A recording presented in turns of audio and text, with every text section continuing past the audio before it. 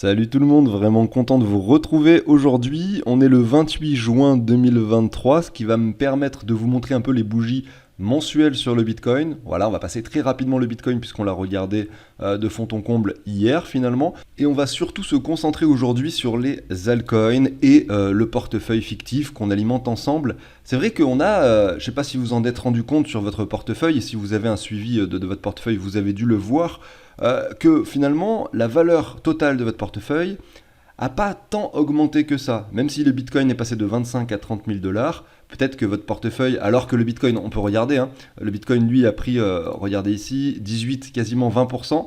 Votre portefeuille, lui, en revanche, n'a pas pris 20%. Il a pris peut-être que 10, ou peut-être que 9, peut-être 15%, mais pas 20. Pourquoi? Parce que vous avez beaucoup d'altcoins.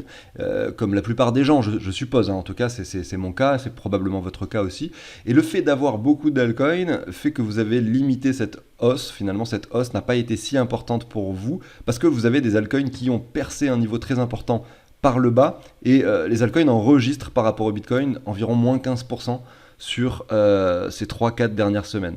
Donc je vais pouvoir parler de nouveau des stratégies que j'ai mis en place ces derniers mois pour limiter la casse sur le portefeuille fictif, qui effectivement se comporte pas si mal avec cette hausse récente, malgré le fait qu'il y ait des altcoins dedans, on a pu limiter la casse, vous allez voir comment. Mais en fait, il faut bien comprendre que l'altcoin dominance est en chute libre et qu'on ne sait pas quand est-ce que ça va s'arrêter. Donc changer toutes ces bitcoins maintenant pour les altcoins, ça semble assez risqué parce qu'on est dans un enchaînement de bougies rouges, on n'a pas de latéralisation, et surtout on a la zone de rechargement de longue qui nous attend encore plus bas finalement, hein, sur l'altcoin dominance. Alors on a plusieurs types d'altcoin dominance, regardez que l'on regarde ensemble régulièrement, avec ou sans l'Ether, avec ou sans le Binance Coin en termes de capitalisation, l'Ether par rapport aux altcoins, c'est-à-dire l'altcoin dominance de l'Ether et non pas du Bitcoin. Voilà, plein de choses qui peuvent également nous donner des informations sur le marché actuel. Et après, au niveau de la temporalité, il y a aussi quelque chose d'intéressant sur cette cassure dont on va parler juste après. Et ensuite, on va continuer plutôt cette émission avec l'analyse des altcoins. On va en regarder beaucoup. Certaines qui sont déjà dans le portefeuille fictif, d'autres qui n'y sont pas, mais en fait, effectivement, dans la globalité, on va essayer d'étudier les différents scénarios graphiques que l'on retrouve chez certains altcoins. C'est-à-dire qu'il y a un type de graphique particulier que l'on peut catégoriser sur, par exemple, 50 altcoins différents, ou peut-être 100. Voilà. Ce que je veux dire, c'est qu'en fait, tous les altcoins ne se valent pas. Il y en a certains qui sont beaucoup plus résilients que d'autres en ce moment. Et on va essayer de voir comment est-ce que vous pouvez, je vais essayer de vous apprendre un petit peu, comment est-ce qu'on peut les repérer graphiquement en un simple coup d'œil en regardant leur prix par rapport au Bitcoin, par rapport au dollar. Voilà. Donc si ça vous intéresse, bien sûr, pensez à l'abonnement, au like. Moi en attendant, je vais vous passer la très courte introduction. Je vous dis à tout de suite.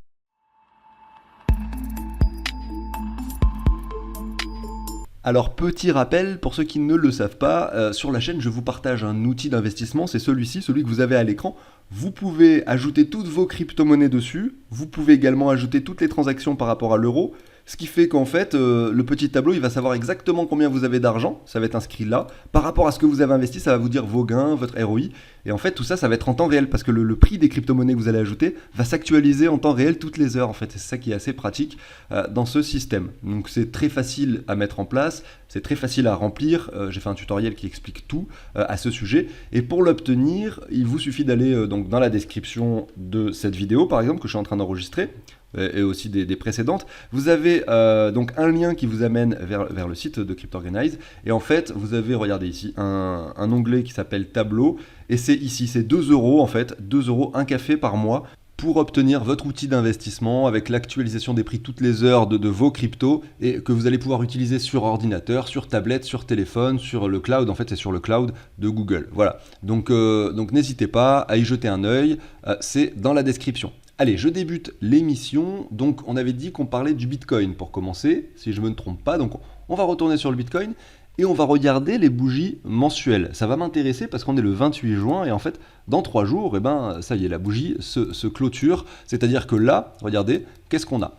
On a des informations long terme très intéressantes sur le mensuel. C'est vraiment très pertinent les graphiques en mensuel. Ici par exemple, je vais vous mettre ceci, vous allez comprendre la pertinence. On va revenir un petit peu en arrière. On avait clôturé donc la bougie du mois de juin 2019 sur les 10 700 dollars. Par la suite, lorsque l'on a clôturé au-dessus, c'est-à-dire seulement en juillet 2020, donc quand même un an après, en fait, hein, pile poil, eh bien on a clôturé au-dessus pour retester 2 mois après finalement ce niveau-là en termes de clôture sur le mois de septembre 2020, et ensuite on a enchaîné le bull run. Donc c'est pour ça que c'est pertinent les clôtures en mensuel, parce qu'elles sont très très intéressantes. Elles sont très très intéressantes, et ici par exemple, si vous regardez donc, ces clôtures-là, qu'on trace une ligne entre cette clôture du mois de juin 2021 et cette clôture du mois de janvier 2022, eh bien vous voyez que lorsque l'on a cassé cette ligne par le bas ici au mois d'avril 2022, eh bien on a eu un enchaînement de bougies rouges. Et c'est la même chose, là vous voyez, on est toujours sur cette perspective baissière jusqu'à ce qu'on ait une bougie de retournement. Et la bougie de retournement, c'est celle-ci. Celle-ci, pourquoi ? Parce qu'elle vient clôturer au-dessus des deux précédentes, et quasiment même au-dessus de celle-ci, vous voyez. Donc cette bougie-là nous indique un retournement. Vous voyez que là on est en tendance baissière et que d'un coup, bim, on se retourne, le Bitcoin prend donc en l'espace d'un mois ici, regardez, 44% de valeur, c'est pas rien, et en fait on a une tendance haussière qui s'enchaîne et qui se déclenche. Et vous voyez que là actuellement, sur la bougie actuelle, si jamais on clôture sur les niveaux, donc sur le niveau des 30 000 $, ça sera forcément très encourageant en mensuel, parce que finalement on sera au-dessus de cette clôture-là. Donc ça veut dire qu'on aura un ravalement, et même peut-être un nouveau plus haut sur une clôture mensuelle, et franchement ça sera bénéfique pour probablement le mois de juillet, le mois d'août et le mois de septembre, qui arrivent pour le Bitcoin en tout cas. Les altcoins qui se comportent très très mal, on ne sait pas trop à quel moment elles vont pouvoir se reprendre. Ça risque d'être quand même assez long, mais si le Bitcoin monte par exemple, je dis n'importe quoi, aux 42 000, évidemment que vous allez avoir des altcoins qui vont se valoriser par rapport au dollar, donc vous allez avoir un portefeuille qui se valorise, mais peut-être pas à hauteur de la valorisation du Bitcoin. Grosso modo, c'est ça que tout simplement ce que ça veut dire par rapport à tout ça. Voilà, donc ça c'était le petit graphique du Bitcoin en mensuel. On va passer maintenant sur l'altcoin dominance, comme je le dis, qui est en chute libre. Du coup d'ailleurs on est resté en mensuel, pourquoi pas, hein, c'est intéressant de le faire. On vient regarder ici sur les 0,5 de Fibo. Moi j'avais grand espoir qu'à cet endroit-là on puisse rebondir pour aller chercher la zone haute. Ça n'a pas été le cas. Et j'ai eu beaucoup de doutes en fait, hein. Vraiment j'étais, on va dire grosso modo, en termes de sentiment, j'étais sur du 50-50. Il y a eu un moment où j'avais vraiment l'impression qu'on allait rebondir par le haut, et ensuite j'ai douté vraiment sur ces bougies. Je suis passé sur je me suis dit dans ma tête, c'est 50% de chance que ça monte, 50% de chance que ça descende, parce qu'en fait, en termes de temporalité, ça collait pas. Regardez, là, il y a 12 mois, 12 barres, donc un an pile. Si je prends 12 mois, 12 barres, j'arrivais pile poil ici, et on avait un scénario similaire à l'époque en 2018 avec un canal comme ça qui s'était dessiné, même si c'est pas exactement pareil, parce que l'euphorie a été beaucoup plus importante à l'époque sur les cryptes, sur les altcoins en l'occurrence, mais derrière la chute aussi, beaucoup plus importante. Donc on avait cassé, par rapport au halving, hein, donc c'était au mois numéro 11, on avait cassé cette ligne, même 12, cassé cette ligne par le bas. Et si je prends la bougie actuelle, regardez, on est sur le 10e mois, la cassure elle s'est faite sur le 10e mois, donc ça colle en fait en termes de temporalité. On est dans ce scénario-là, le scénario de l'altcoin dominance qui chute, le scénario qui finalement est similaire à 2019. Maintenant, j'ai envie de vous faire remarquer autre chose, enfin la même chose que ce que l'on a vu sur le Bitcoin, du coup, vu qu'on est resté en mensuel, c'est les bougies de ravalement. C'est-à-dire que là, vous voyez que c'est vraiment de l'analyse graphique pure ici, ça reste vraiment de l'analyse graphique, je le reprécise, c'est pas du tout quelque chose de fondamental qui est justifié par quelconque raison que ce soit. En fait, finalement, c'est plus justifié par de la psychologie de marché, mais grosso modo, on n'a pas de bougie de ravalement. C'est-à-dire que là, cette bougie verte, cette petite bougie verte qu'on a sur l'altcoin dominance, elle n'est pas plus haute et elle ravale pas la bougie précédente. Donc finalement, le mois de mai, il n'a pas été aussi bullish que ce que l'on aurait pu l'espérer pour pouvoir finalement envisager une poursuite haussière ici au niveau de l'altcoin dominance. Par exemple, à ce moment-là, vous voyez que là, on était quasiment sur un sommet au niveau de l'altcoin dominance. Vous voyez que la bougie rouge qui a suivi a ravalé du coup les deux précédentes. Donc franchement, j'adore faire ce genre d'analyse qui est donc très très simple à visualiser. En un clin d'œil, on les voit, ces bougies de ravalement, et qui sont assez viables et assez intéressantes, notamment en mensuel. Parce que ça va vous donner une information pour les mois qui suivent. C'est-à-dire, vous voyez une bougie de ravalement, vous savez que potentiellement, ça peut continuer dans ce sens-là pour les 5, 6, 7 mois qui suivent. En l'occurrence ici, la bougie de ravalement, vous avez 1, 2, 3, 4, 5, 6. On est sur la 7e bougie consécutive, donc pas consécutive parce qu'il y a eu 2 bougies vertes dans le lot, mais on est sur une tendance baissière très prononcée ici. Donc ça permet de visualiser ce genre de choses. Si vous regardez les bougies de ravalement sur du 4 heures ou sur du journalier, ça peut être bien pour faire du trading court terme, mais vous voyez que c'est moins intéressant en fait finalement. Donc c'est vrai que comme je le dis, ça ne se matérialise pas à chaque fois. Par exemple, ici sur cette bougie rouge, effectivement, elle était tellement violente que pour la ravaler, il a fallu 2 mois, vous voyez, et qu'ensuite on était quasiment finalement en haut sur la ligne de résistance, donc c'était pas très viable comme information, mais il y a des fois où ça l'est beaucoup plus. Par exemple là, vous voyez que cette bougie rouge ravale la bougie verte précédente, que derrière quand même ça chute pas mal.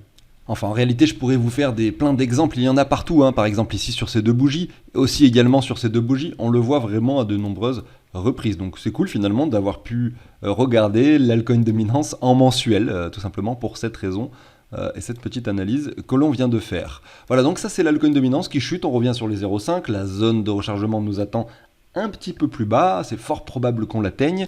Si on regarde l'altcoin dominance qui soustrait l'Ether et le Binance Coin du calcul, on a quelque chose de très intéressant qui se produit. Très intéressant pourquoi? Parce qu'en fait, regardez, je prends un Fibo, on est sur les 0,6. Donc là, pour le coup, on commence à rentrer dans cette zone de support. Et en fait, ça laisse présupposer quelque chose d'intéressant. Et c'est ça qu'il faut comprendre quand on regarde ces 2 graphiques. Ce qu'il faut comprendre, c'est que potentiellement, là, on va réintégrer cette zone, pourquoi pas, et que en fait, on est l'altcoin dominance classique qui pourrait rattraper le retard. Mais pour que l'altcoin dominance classique rattrape ce retard, eh bien, il faudra, ou il faudrait, peut-être, parce qu'on va parler au conditionnel, on ne sait pas ce qui va se passer, il faudrait qu'en fait, les altcoins finalement prennent plus de valeur que l'Ether dans les mois qui viennent. Ça voudrait dire qu'en fait l'Ether se fait manger par les autres altcoins. Alors quand je dis se fait manger, ça peut être dans un contexte de marché haussier. C'est-à-dire qu'on peut avoir un Ether, regardez ici, qui passe de 1800 à 2200 par exemple, je dis n'importe quoi, avec en parallèle, regardez un XRP qui passe à 70 centimes, un Tron qui passe à 10 centimes, un Solana qui passe à 20, à 30, 40 $. Avec, donc d'avoir des performances beaucoup plus importantes sur les autres altcoins plutôt que l'Ether. Et ça, en fait, ça ferait en sorte que les 2 graphiques que l'on a ici, donc en l'occurrence l'altcoin dominance classique et l'altcoin dominance qui soustrait l'Ether, finalement, se rejoignent de nouveau et s'arrêtent, pourquoi pas pour les 2 dans la ZR. Bon voilà, je fais beaucoup de spéculation ici, mais on sait que le marché fonctionne par cycle, qu'en ce moment, c'est les actifs très capitalisés qui se démarquent du lot, à savoir le Bitcoin, à savoir l'Ether, bien sûr, et que dans le futur, ça pourrait s'inverser. Ça pourrait s'inverser, c'est-à-dire qu'on aura peut-être, et c'est très probable, des altcoins qui surdominent le marché des cryptos, qui surdominent le Bitcoin, qui surdominent l'Ether, mais encore plus le Bitcoin. En fait, c'est comme ça souvent que ça se produit. C'est l'actif le plus capitalisé qui va le plus se faire manger à un moment donné, mais c'est pas pour tout de suite. On est toujours dans cette tendance baissière au niveau des altcoins. Je termine cette petite analyse avant d'enchaîner avec la suite et les analyses des altcoins qui va peut-être plus vous intéresser pour certains d'entre vous, mais j'aime bien aller un peu au fond des sujets où, voilà, même si je parle beaucoup, vous pouvez avancer dans les vidéos pour aller simplement à l'étape suivante. Je préfère que ce soit assez complet, quitte à ce que vous vous ennuyiez en fait, plutôt que de manquer certaines informations qui soient pour moi intéressantes finalement. Et donc là vous avez l'Ether, donc l'altcoin dominance par rapport à l'Ether et non pas par rapport au Bitcoin. Et on voit en fait que l'Ether domine le marché depuis, regardez, le mois de juin 2022. Un peu comme le Bitcoin finalement, on a un Ether qui se comporte mieux que la plupart des autres altcoins, puisque là on a une chute qui se dessine, et en fait, regardez, on a une tendance baissière qui est joliment dessinée comme ça. En fait, il faudrait se mettre les clôtures un petit peu des lignes ici. Vous voyez, on pourrait se mettre, il y a plusieurs types de tendances qu'on pourrait se tracer, mais peu importe, on a encore une marge de baisse assez importante. On revient en zone de survente sur cette Ether dominance, et on peut supposer, en plus de ça, regardez, si on prend le Fibo comme ça, voilà, qu'on casse, on vient casser la ZR, on peut supposer qu'effectivement on arrive sur le bout, peut-être le bout d'une chute ici, hein, une latéralisation future. Et en fait, c'est-à-dire le début en fait d'une série où les altcoins se comportent mieux que l'Ether. Et donc en fait finalement ce que je suis en train de vous dire, c'est que le graphique supplémentaire, ce dernier graphique que je vous montre, permet de confirmer ce que je disais tout à l'heure, à savoir la jonction dans la ZR finalement des 2 altcoins dominance qu'on avait étudiés, à savoir qui prend en compte la capitalisation de l'Ether et qui ne le prend pas en compte.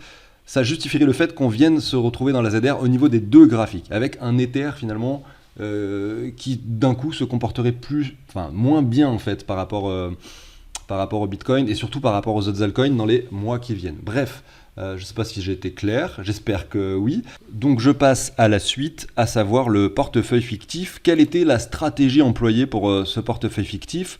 Eh bien la stratégie employée était d'avoir, en l'occurrence, passer sur un achat de 70% de crypto, garder 30% de stablecoin, voilà, on les a toujours. Est-ce que ça veut dire qu'aujourd'hui il faut investir ces stablecoins? Pas du tout, hein, pas du tout. Le Bitcoin il est quand même passé de 15 à 30 000, c'est pas du tout le moment pour mettre de l'argent frais, donc on les garde au chaud pour plus tard, au besoin. ou pour jamais, si jamais le Bitcoin valait aux 100 000 maintenant, ce qui est quand même statistiquement très peu probable, ben tant pis, ces 3 000 euros, enfin ces 3 000 $, on va pas les investir. Donc on a mis 70% du portefeuille qui était composé de 10 000 euros à la base dans les cryptos. On avait acheté principalement du Bitcoin, puisque quand on avait commencé ce portefeuille fictif, on était au mois de novembre. Le mois de novembre, c'est septembre, octobre, novembre, ici. Donc ici, en fait, c'est quand le Bitcoin était très très haut par rapport finalement aux altcoins. Donc c'était assez logique d'aller mettre son argent dans le Bitcoin à ce moment-là. Ça allait beaucoup moins aujourd'hui. Aujourd'hui, vous voyez qu'on est plutôt dans une phase où c'est plus logique d'aller acheter de l'Ether et encore plus d'autres altcoins plutôt que d'acheter du Bitcoin. Donc c'est pour ça que plus finalement cette altcoin dominance a chuté, plus on a acheté des altcoins avec les Bitcoins, l'Ether et les Binance Coin qu'on avait accumulés au départ, à savoir qu'aujourd'hui il reste quand même encore 17% de ce portefeuille qui est en Bitcoin. C'est peut-être pas suffisant, mais si on ajoute à ça l'Ether qui se comporte également très très bien, on est sur du 24%. Donc c'est pas si mal, il y a un quart du portefeuille qui finalement a pu profiter de cette hausse de façon assez intéressante et qu'on va pouvoir donc avec ce quart-là de portefeuille qu'on a encore en Bitcoin, en Ether, qu'on va pouvoir petit à petit sur cette chaîne convertir en d'autres altcoins. Parce que il faut bien comprendre que là, quand moi je vais commencer à visualiser sur cette altcoin dominance une latéralisation des W, voilà, une bougie de retournement, un ravalement de bougie en mensuel par exemple, eh bien je vais probablement passer sur du... peut-être qu'il ne restera plus que 5% de Bitcoin sur ce portefeuille et que le reste ça sera que des altcoins. 5% de Bitcoin, 5% d'Ether, j'en sais rien. Et puis le reste en altcoin. Parce que ça va être probablement un moment très opportun où il faudra profiter de cette voilà de ces promotions, des soldes en fait sur les altcoins qui nous seront offerts et qui commencent déjà à être hyper intéressantes sur les prix actuels. Donc ça me permet d'enchaîner maintenant que j'ai parlé du portefeuille fictif avec l'analyse des graphiques de certaines cryptos qu'on va catégoriser dans plusieurs types de graphiques différents. Par exemple, vous avez ici le engine. Donc on va les regarder d'abord par rapport au Bitcoin. Bon, je sais que certains n'aiment pas trop, je regarde les cryptos par rapport au Bitcoin, ils se disent mais à quoi ça sert à rien. Bon, en fait si, c'est la base de tout en fait. C'est-à-dire que si vous voyez un engine coin qui revient sur le même prix qu'il avait par rapport au Bitcoin, ici en 2021, ici en 2019, ici en 2018, vous pouvez vous poser la question, et parce que, attendez, il faut savoir quand même, il faut savoir que la plupart des personnes qui ont acheté du Engine Coin, c'était pas quand ces prix étaient par là, c'était plutôt quand les prix étaient là-haut. Donc en fait, la plupart des gens qui ont acheté du Engine Coin auraient mieux fait d'acheter du Bitcoin, puisque là, ils sont forcément en négatif, et pas un peu, parce que on est plutôt sur du moins 80% par rapport au prix d'achat. Donc c'est clair et net que acheter ce genre de crypto, on se rend compte que sur le très long terme, ça n'a pas du tout été bénéfique, peut-être, et c'est probablement la raison principale, alors, il y a des cas d'utilisation du token Engine, il y a des jeux vidéo où on peut utiliser le Engine Coin sur des marketplaces, etc. Mais il n'y a pas eu l'effet adoption massif, comme on a pu le voir par exemple sur la DeFi ou sur la Binance Smart Chain, ou d'autres des protocoles qui ont réellement eu des adoptions. Et donc par conséquent, on n'a pas eu de réelle prise de valeur. Et ça, c'est le cas de figure le plus courant sur la plupart des cryptos. Ça ne veut pas dire qu'à l'avenir, le Engine Coin ne va pas exploser pour finalement atteindre des niveaux et ne plus jamais redescendre sur les niveaux précédents qui sont ceux-là. Peut-être que ça va se produire, mais pour cela, il faudrait qu'on ait une réelle adoption et qu'en fait, il se démarque de toute la concurrence qui existe. Et ça reste, je pense, assez peu probable au vu des différents concurrents, c'est-à-dire qu'ils sont quand même assez nombreux dans ce secteur. Donc, je sais pas. Tout peut arriver, bien sûr, mais si on fait le parallèle de ce token Engine Coin, il se fait l'engine par rapport du coup au Bitcoin. Ici, je vais faire le parallèle simplement. Je ne vais pas vous montrer 36 000 graphiques aujourd'hui, on va en faire peut-être une dizaine, mais l'idée c'est que vous puissiez comprendre et faire vos propres analyses aussi par la suite. Donc si vous mettez Ether BTC, le graphique est différent dans le sens où par exemple là, vous voyez que lorsque l'Ether par rapport au Bitcoin se trouvait ici sur les 0,018 Bitcoin, eh bien on avait un Engine Coin qui était sur les mêmes niveaux qu'actuellement. Et vous voyez que maintenant l'Ether est sur les 0,06, donc à peu près, je sais pas, je n'ai pas fait trop le calcul, mais 3-4 fois plus élevé qu'à l'époque.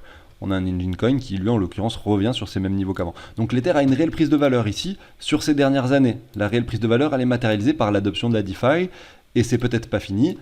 Même si j'extrais cette partie du graphique qui est beaucoup plus ancienne et qui caractérise la spéculation tout à fait excessive à l'époque, notamment parce que la finance décentralisée n'existait pas et en fait l'Ether n'avait pas de réelle utilité. C'était plus vraiment de l'achat pour de la spéculation, c'est que en 2020 qu'en fait on a pu commencer à utiliser la finance décentralisée avec MetaMask, et vous voyez que depuis les mouvements sont beaucoup plus sains en fait, cette montée est plus saine, le prix actuel, la prise de valeur qu'on a eue ces dernières années a un réel intérêt. Il y a peu de chances, je pense, qu'on revienne sur ce point bas. Je dis pas que ça va jamais arriver, mais ça me semble assez peu probable puisque on a un réel intérêt qui s'est développé derrière le protocole d'Ether et donc de toutes les autres crypto-monnaies qui y sont associées directement. Maintenant, c'est la même chose avec le Binance Coin finalement. Si on prend le BNB par rapport au Bitcoin, beaucoup de rumeurs en ce moment, beaucoup de spéculations négatives, de blabla autour de Binance, certes oui, et donc qui fait probablement chuter le token. Mais regardez ce graphique du Binance Coin par rapport au Bitcoin sur le long terme. On a cette ligne de tendance, on voit qu'on n'est pas très loin de cette ligne de tendance. Honnêtement, si on y revient sur cette ligne de tendance, avec, regardez cette parallèle assez jolie, moi je pense que personnellement je saisirais un achat assez conséquent sur le Binance Coin.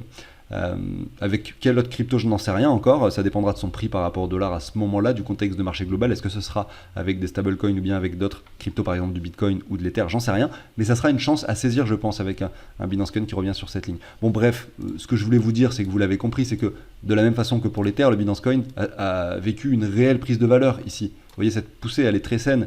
Si on prend, alors je prends ce point-là, alors même on peut même revenir en arrière. Hein. Ce point-ci sur le Binance Coin, c'était ce point-là sur le Engine Coin. À l'époque, le prix du Engine Coin était similaire à aujourd'hui. Sauf que maintenant, le Binance Coin par rapport à cette époque-là a pris 4600%. Voilà, vous voyez la différence et la réelle prise de valeur qu'on a. Donc c'est comme ça qu'on peut différencier les graphiques et les crypto-monnaies. On peut les mettre dans des cases en fait de cette façon. Et le Engine Coin, il fait partie des cryptos qui n'ont pas eu de réelle euphorie. Il y a eu des euphories, mais c'était de la spéculation. Et ça, on le voit, on peut le dire aujourd'hui, c'était de la spéculation. Pourquoi ? Parce qu'on revient sur les mêmes prix qu'avant.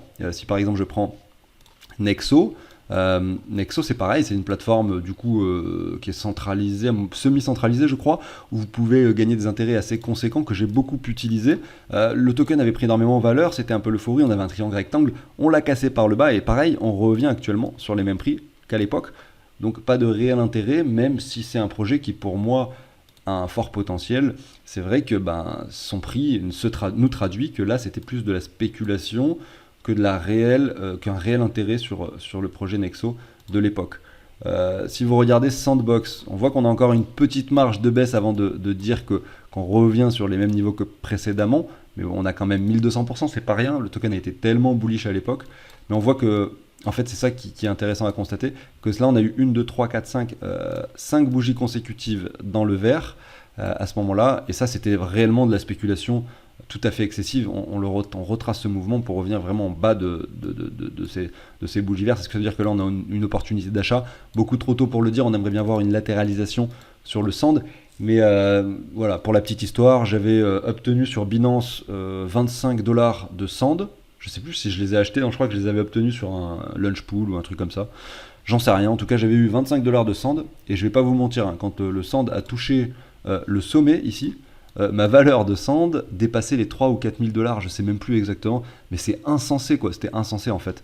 Je me disais mais comment c'est possible quoi en fait, c'était tellement insensé que finalement mon cerveau il a pas réagi de la bonne façon. J'ai pas vendu de Sand, j'en ai vendu peut-être un quart à ce moment-là, mais en fait la logique aurait voulu qu'en fait on vende la totalité. C'est tellement n'importe quoi d'avoir une spéculation aussi importante sur un token que derrière, voilà, c'est assez logique qu'on retrace l'intégralité du mouvement dans un bear market dans lequel nous sommes complètement intégrés aujourd'hui.